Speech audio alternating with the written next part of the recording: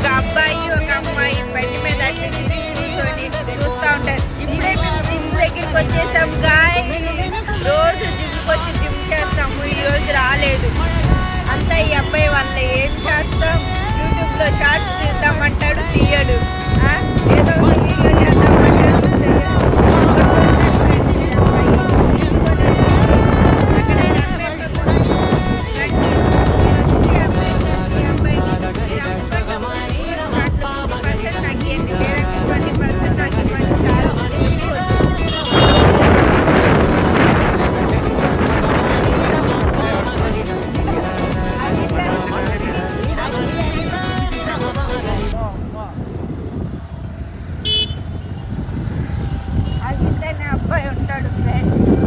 అజిత్ అనే అబ్బాయి ఉంటాడు, వీళ్ళ తమ్ముడు.